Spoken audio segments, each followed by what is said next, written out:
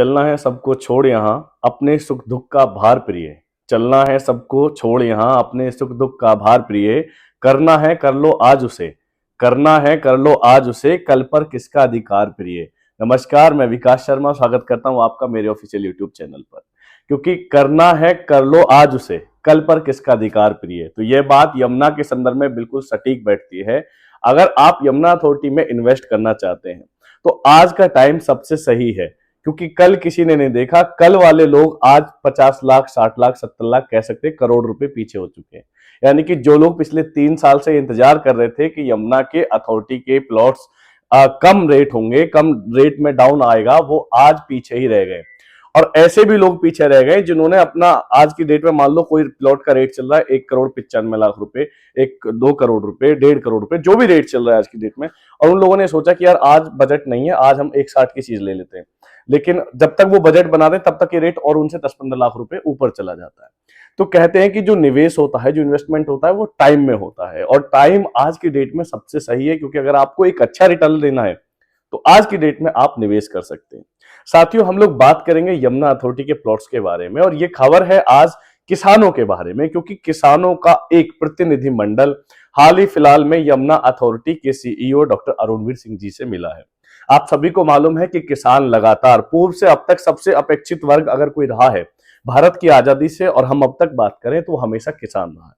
क्योंकि किसान एक कौम जो है वो बहुत भोली कौम होती है।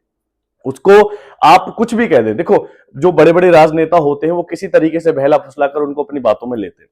हालांकि जब जब अथॉरिटियां आती हैं, जब जब कोई डेवलपमेंट आता है, तब तक उनके जीवन स्तर में सुधार आता है, लेकिन उन्हें वो चीजें, वो अधिकार पूर्ण रूप से नहीं मिल पाता है जिसके वो वाकई में हकदार होते हैं। आपने देखा कि कोविड के दौरान सबसे ज्यादा अगर किसी ने मदद करी तो वो देश का अन्नदाता है। लेकिन आज भी देश का अन्नदाता जगह जगह आपको प्रदेश के किसी भी कोने में धरना प्रदर्शन करते हुए मिल जाएंगे। साथियों, उसी समस्या को निदान करने के लिए किसानों का एक प्रतिनिधिमंडल यमुना अथॉरिटी के सीईओ से मिला। उन्होंने कहा कि साहब, जिन किसानों की आपने यहां से जमीनें ली हैं, आप सभी को मालूम है कि जिन किसानों की जमीन गई है उन किसानों को यहाँ पर 7% के जो प्रतिशत प्लॉट है, जिनको हम किसान कोटा प्लॉट बोलते हैं, वो मिलते हैं।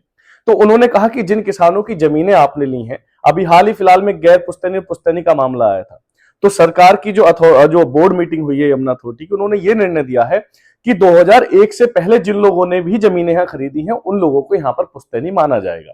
लेकिन अब उन पुश्तैनी किसानों को, अब तक क्या था कि सबसे पहली, हाँ, जब मैंने पुश्तैनी और गैर पुश्तैनी की बात करूं तो आप भी एक चीज देखें, अगर आप कोई किसान कोटा का प्लॉट खरीदते यमुना अथॉरिटी में, तो आप उस नक्शा 11 पे ये जरूर देखें कि इसका एड्रेस कहाँ का है। यह व्यक्ति, ये लोकल, अगर मान लो कोई भी व्यक्ति है, आप मिर्जापुर का प्लॉट ले रहे हैं, भाईपुर का ले रहे हैं, पारसोल का ले रहे हैं, उस्मानपुर, अछेजा, रीले, कहीं का भी ले रहे हैं, उस नक्शा 11 पर मेंशन होता है कि इसका एड्रेस कहाँ है। उस एड्रेस से आप ये वेरीफाई कर सकते हैं कि व्यक्ति पुश्तैनी है या गैर पुश्तैनी है। तो 2001 से पहले जिन लोगों ने यहाँ पे जमीनें ली हैं उनको 7% प्लॉट मिलेगा। उसके बाद वाले लोगों को 7% प्लॉट का मतलब, जो कह सकते हैं कि अभी तक इन्होंने कहा कि अभी तक नहीं मिलेगा। लेकिन अगर कोई मीटिंग में ऐसी चीजें आती हैं, अगर लखनऊ से इस पर मोहर लगती है या इससे कोई और भी सुधार आते हैं तो वो अलग की बात है, लेकिन अभी तक ऐसा नहीं है। तो पुश्तैनी और गैर पुश्तैनी का मामला ये रहा। तो साथियों, 7% प्लॉट की उन्होंने बात की, उसी के साथ साथ 10% प्लॉट की भी उन्होंने बात करी है, क्योंकि इसमें 10% की भी किसान मांग कर रहे हैं। तो अब किसानों को 7% के हिसाब से प्लॉट मिलेगा, उनको उनकी चेकलिस्ट मिलेगी, सारी चीजें मिलेंगी कि भाई किस गांव को किस हिसाब से प्लॉट दिया जाना है। उसी के साथ साथ नक्शा 11, जिन गांव के लोगों की जमीनें गई हैं उनको नक्शा 11 मिला है। उस नक्शा 11 के बिहाफ पे उन लोगों को रोजगार भी मिलेगा, क्योंकि आपको पता है कि यमुना अथॉरिटी के इस रीजन में सबसे ज्यादा इंडस्ट्री पर फोकस दिया गया है। यदि आप मास्टर प्लान 2031 का फेज 1 देखेंगे या मास्टर प्लान 2041 का फेज देखेंगे तो आपको लगेगा कि सबसे ज्यादा जो सेक्टर मेंशन किए गए वो इंडस्ट्री के हैं। तो इसी से आप अंदाजा लगा सकते हैं कि आने वाले टाइम में यमुना कितने हजार लोगों को, कितने तरीके के रोजगार यहाँ पर उपलब्ध कराएगी। इसमें आपको लेकर आर्टिफिशियल इंटेलिजेंस, फाइनेंशियल, बहुत सारी ऐसी टेक सेवी कंपनियां हैं जो यहाँ पर आने वाली हैं। और मैं आपको बताऊं कि लगभग यमुना अथॉरिटी को 45,000 करोड़ रुपए का निवेश मिला है, जो आपका आगामी समय में, आप आने वाले अगले 4 से 5 महीनों में इस सारे इन्वेस्टमेंट को आप धरातल पर देखेंगे। क्योंकि 15 फरवरी को लखनऊ में ग्राउंड ब्रेकिंग सेरेमनी होने जा रही है, जिसकी डायरेक्ट समीक्षा सूबे के मुख्यमंत्री योगी आदित्यनाथ जी करेंगे। तो वो किसी भी काम में डिले नहीं बरतते, उनका पंक्चुअलिटी सबसे खास मुझे ये लगी कि अगर उन्हें कहीं जाना है तो वो समय से भी 20 मिनट पहले पहुंचते हैं।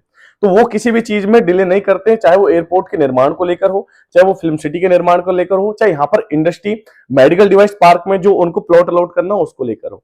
तो कह सकते हैं कि आने वाले टाइम में आप यमुना अथॉरिटी में अगर कोई व्यक्ति आज निवेश करता है तो वो एक भविष्य में निवेश कर रहा है, वो एक ऐसे शहर में निवेश कर रहा है जो सिर्फ उसके लिए नहीं बल्कि उसके बच्चों के लिए भी रोजगार परक होगा। तो साथियों कह सकते हैं कि अगर आप चाहते कि यार एक अच्छा इन्वेस्टमेंट हो और बजट भी थोड़ा, मतलब यहाँ हर बजट की चीजें आपको लेकर 20 लाख 30 लाख लेकर करोड़ 2 करोड़ 10 करोड़, जिसका जैसा बजट है यमुना अथॉरिटी में ऐसी चीजें उसके पास है। अगर आप चाहते हैं कि आप लोग यहाँ पर निवेश कर रहे हैं, आप एक अच्छा निवेश का विकल्प ढूंढ रहे हैं, तो नीचे स्क्रीन पर हमारा नंबर मेंशन है, आप लोग हमें कॉल कर सकते हैं, हमें कमेंट कर सकते हैं, इवन हमें व्हाट्सअप भी कर सकते हैं। बाकी डिस्क्रिप्शन बॉक्स में मेरे सारे सोशल मीडिया के लिंक है, आप मुझे वहां पर जाकर भी मैसेज कर सकते हैं। तो वीडियो देखने के लिए आप सभी साथियों का बहुत बहुत धन्यवाद। यदि आपको लगता है कि वीडियो वैल्यूएबल है और हमें अपने फैमिली में या किसी रिलेटिव को शेयर करनी है या हम उसे कर सकते हैं, उसको कुछ नॉलेज मिल सकती है, तो आप प्लीज इसको शेयर कर सकते हैं। चैनल को लाइक सब्सक्राइब करें। फैमिली लगातार बढ़ रही है। मैं पुनः आप सभी का बहुत बहुत धन्यवाद करता हूं। जय हिंद जय भारत।